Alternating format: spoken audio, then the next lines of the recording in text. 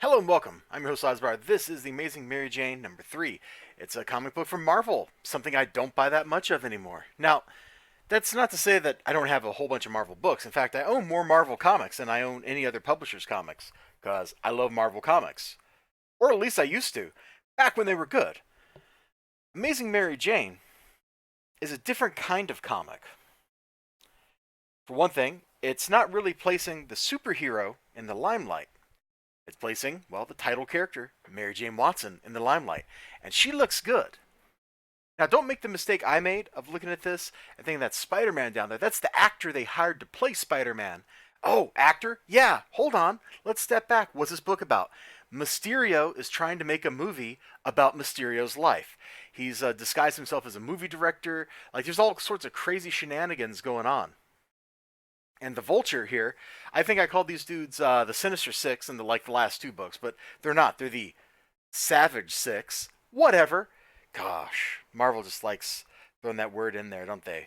And then there's the whole Empire thing, and that's kind of goofy. And I'm just waiting for like Savage Empire with like VYGE instead of AGE like at the end. Again, I'm getting off on a tangent because a lot of modern Marvel just isn't worth reading. This though is pretty good. What I mean by that is, for starters, the art is a ton of fun. There's so much going on. There are very few panels in this book where it's boring looking. I mean, this isn't the first thing you open up to. This is like one page over from that. But it's full of madness. Look at these dudes wrecking stuff. And here, this is one of the best parts. Just in case you don't know who all these characters are, like, I have no idea who Stegron is.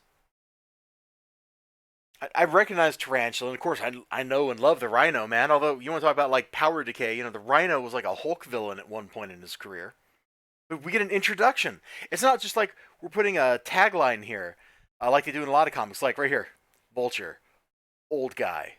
That's what they used to do like 2 years ago when they need to introduce something. They just be like, Vulture, old guy, scaly and bad tempered, headbutts. Something that's witty, but it isn't really witty at all. It's kind of dumb. In this case, this is well done. It's respectful. It introduces the characters. Everybody gets their name out there. So if you don't know who the characters are, you at least get some idea of them. Violence is art. Look at Rhino, magnificent. Or take Tarantula, a true savant of torture.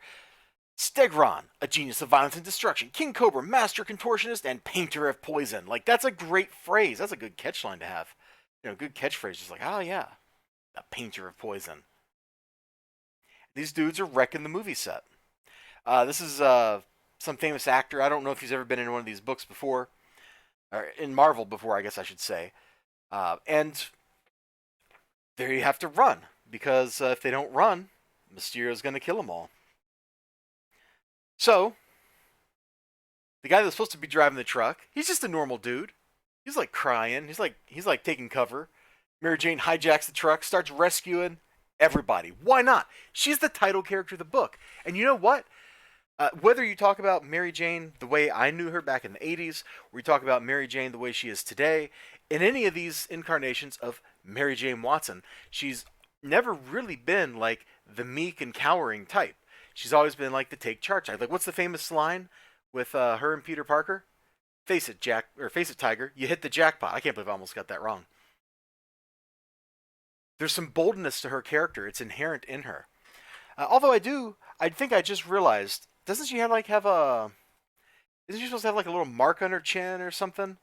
And she never does anymore. But, that was 30 years ago. Who cares? So Mysterio's stuff up. You might have imagined that would happen. And at the end of the day, I saw these dudes and I just laughed. I don't recognize him. I think I've seen her before. But Herbie? Yeah, I remember Herbie. I don't like Herbie, but I remember Herbie. So basically, after the attack, they lose some of their crew and stuff, and they have to get new crew. And so Mysterio does what Mysterio does. He calls in villains, and he's like, "Hey, you want to come work on my movie, bro?" And they get that old classical actor, who is a industry legend, to work on the movie too. He's going to play the role of the Vulture.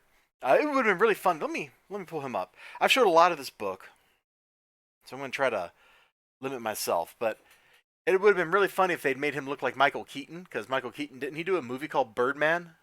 You know? So that would have been funny. I don't think they went there, but that would have been a funny result. I got a I had a great time. I got a lot of laughs flipping through this book. It's nonstop action for the first half of it, and the second half feels kind of right for like crazy Hollywood type people. There was nothing in here that was like, "Oh, this is boring," or "Oh, this is stupid," or "Oh, they're just trying to do this to put somebody down." The characters are they're already in their defined roles. Like they've got a Spider-Man character, the actor that's going to play him. Well, the actor, he's kind of like an actor. They're in that situation where they're on the truck, and he's like, "Oh, who should I call? The Screen Actors Guild or 911?"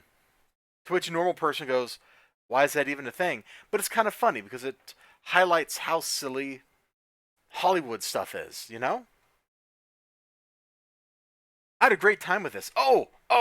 And Mary Jane. I love the fact that these are people trying to do something normal in a world full of superheroes, and they can't. So they have to call in superheroes. I mean, Mysterio calls in supervillains to work on his movie. Mary Jane calls Peter Parker. She calls Spider-Man. "Hey, do you know somebody who can help us out?" And being a boyfriend, potential husband, please get married again, you two.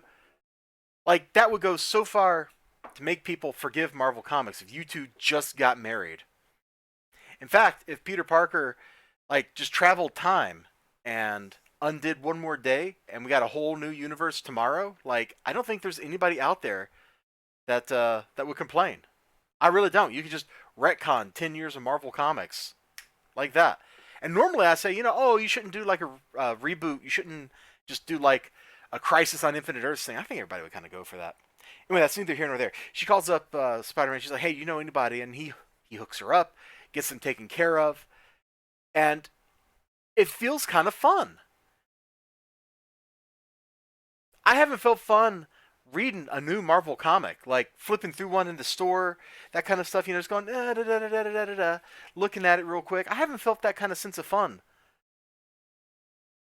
in a long time. Like Mr. and Mrs. X had some great stuff in it, and it was pretty fun, but it wasn't as fun as this. As much as I enjoyed that book, okay, there were some bits in there. Anytime it was like Rogue and Gambit's relationship was like the main thing, or the action they were doing was like tied into their relationship. Like I dug that stuff, but some of it was kind of and the art.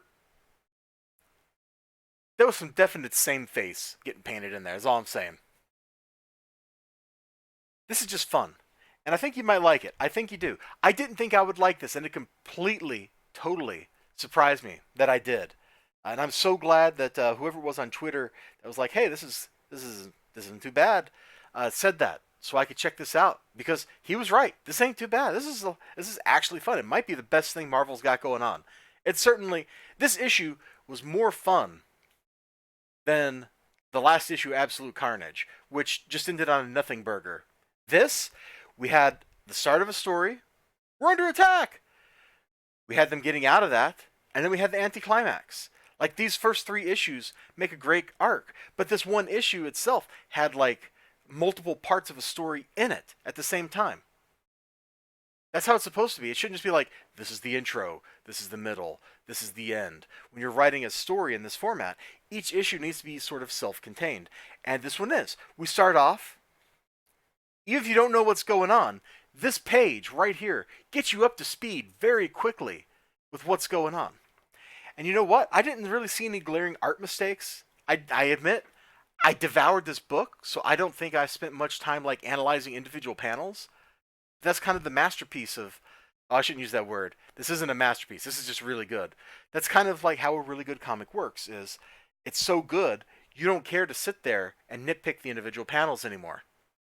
You all have a great day. Remember to like, comment, subscribe, all that good stuff. I can't believe I talked this long about this book, but I did. So hopefully you'll check this out. I don't think it's like too late to get in. If you go to your store, they probably still have one or two of these for the old issues like hanging out. If not, I bet Midtown Comics can hook you up. So take care of yourselves. Sure hope to see you next time. Until then, bye-bye.